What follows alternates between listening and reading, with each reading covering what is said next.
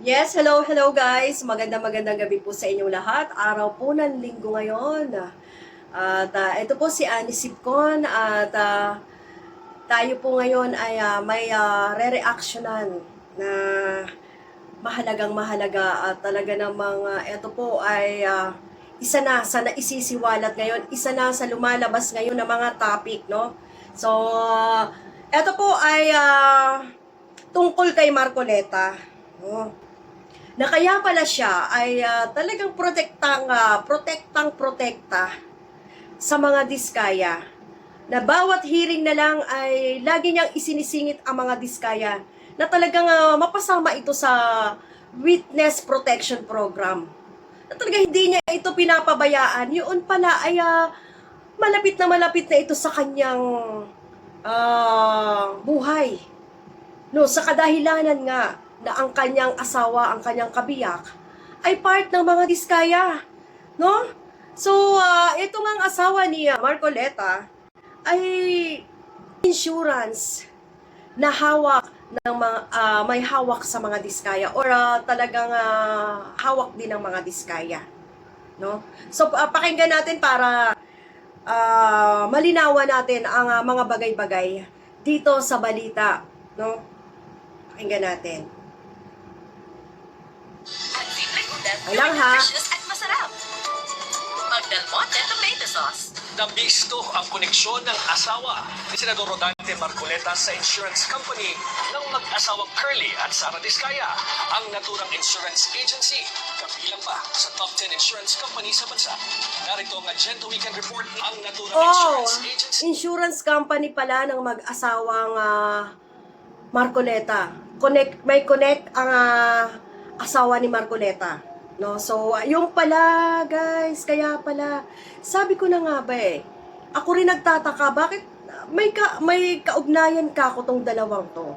Malamang ang iniisip ko nga noon ay magkaibigan ito or basta may kaugnayan talaga tong Diskaya at Marcoleta. So eto na nga guys, no, pakinggan natin ang buong balita ng Billionaire News Channel. Kabilang pa sa top 10 insurance company sa bansa. Narito ang Agenda Weekend Report ni Hannity.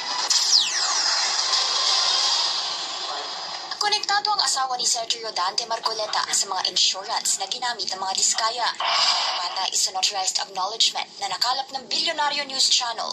Personal na humarap noong 2022 ang kontratistang si Sara Diskaya at ang regional manager ng Stronghold Insurance para sa isang bond obligation ng kumpanya. Nakalista mismo sa Board of Directors ng Stronghold Insurance si Mrs. Edna Marcoleta, asawa ng senador. Sa 2025 committee composition ng kumpanya, chairman siya ng audit committee at miyembro ng corporate governance at related... Chairman ng audit committee, no? Ano pala to? Mataas pala yung tungkulin ng asawa ni Marcoleta dito. No? So, talaga namang noon pa ay magkakakilala na pala itong mga to. Kaya pala gano'n na lang, no? So ngayon, meron tayong dahilan kung bakit hindi talaga dapat bigyan ng Witness Protection Program ang mag-asawang ito. Talaga naman to si Marcoleta, may inililihim talaga to Bukod sa budulero na, may inililihim pa ang ganyan, no?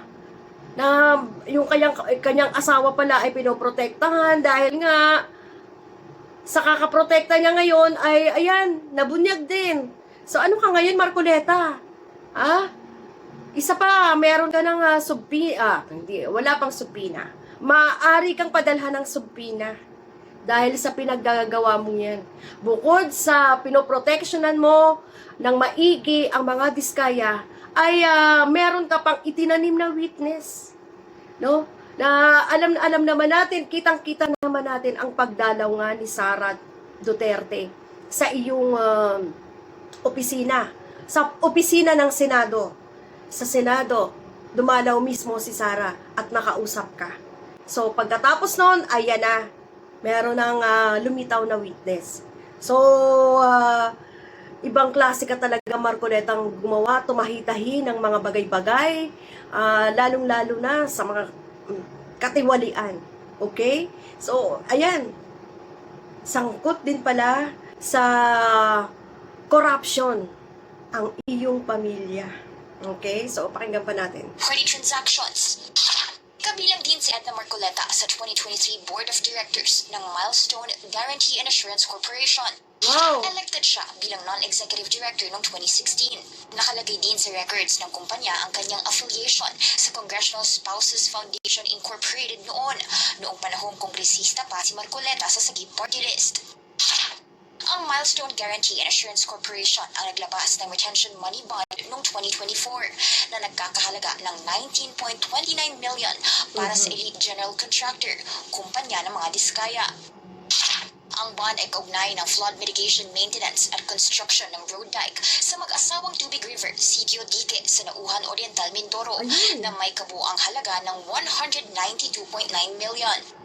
Proyektong matsak. Ang parehong project ang pinuntahan ng team ni Senate President Pro Tempore Panfilo Lacson na completed naman sa DPWH website pero wala namang makikita on the ground. Sa nasaan ang halos 193 million na pondo sa Sitio Dique noong 2024. Eksaktong lokasyon na aming pinuntahan sapagkat consistent ito sa coordinates na nakalathala sa DPWH at sa sumbong sa Pangulo website. Guni-guni o guni-guni? See? Ang Yung project ng flood control sa Occidental Mindoro. Part ng mga diskaya at connected ang asawa mo, Marcoleta. Dahil ginamit ka ang insurance ng mga diskaya. Insurance na kinabibilangan ng asawa mo. Ginamit dyan sa Mindoro. Okay? So, anong masasabi mo rito? Ayon sa balita, guys, ay tinanong nga ito si Marcoleta tungkol dito pero no comment pa ito ngayon. Siguro mag-iisip pa kung ano ang tatahitahiin niyang paliwanag dito, no? So, dapat lang nasumpinahan talaga to si Marcoleta. Matagal na ito nagsisinungaling. Lalong-lalo na yung pagsisinungaling niya na lumabas sa bunganga niya na babayaran ang 2,000. Hindi namin yun nakakalimutan, parang si Cayetano. Katulad ka rin ni Cayetano na mambubudol. Ayan, so lumabas ngayon. Ano ka ngayon, Marcoleta? Ghost project yung ginawa at ginamit yung insurance na yan. So, connect-connecta na yan. Connect-connecta na yan. Grabe talaga kayo. So, sa mga susunod na araw, guys, na pag-hearing sa Senado ay malalaman natin kung ano ang magiging outcome nitong balitang ito. So ngayon lang ito pumutok. Okay, ngayon lang ito ibinalita. Alright, so actually mamaya ay tatalakayin ito ni Attorney Claire Castro sa kanyang live. So pakinggan natin at manood tayo kung ano pa yung mga paliwanag dahil maraming syempre ang mga abogado ay alam nila kung ano ang mga batas. So yun, kita naman natin, no? Yan ang Nauhan Oriental, Mindoro ang isa sa mga kinall out ni Lacson dahil sa laki ng pondo sa flood Ayan, control pero laging binabaha. May ilan pang di umano'y Agila projects sa Nauhan na galing sa congressional insertions. Ang Agila ang isa sa initiatives ni Oriental Mindoro Representative Arnan Panaligan. Nahugot daw ang mga ito sa unprogrammed funds na hindi naman dapat madaling ma-access ng mga kongresista. Kung saan may multimillion projects, dumadapo ang Agila. Pero lubog pa rin sa baha ang nadadapuan ng Agila. Una nang itinanggi ni Panaligan ang involvement sa mga implementasyon sa maanumalyang proyekto sa lalawigan. Spotted si Panaligan noong 2024 sa isang ribbon-cutting ceremony ng Stronghold Insurance sa Mindoro. Stronghold. Kung saan Iba-ibang insurance company ang ang tawag dito, kinalalagyan or kinasasangkutan ng asawa ni Marcoleta. So ano, Marcoleta? Wala ka namang gagawin talaga na matino. Alright? Pagka ganyan, alam namin na meron kang agenda. Pagka ganyan na may pinoprotektahan ka, meron ka talagang agenda. Dahil sa mga Duterte, pinoprotektahan mo rin. Alam namin, yaan ang agenda mo. Grabe na talaga ikaw, Marcoleta. Dapat ka na talagang wag mapabilang sa pagkasenador. Maalis ka na dyan sa pagkasenador na yan. Ha? Kaya, alam mo, marami nang nagmumura sa'yo mga vlogger. Ha?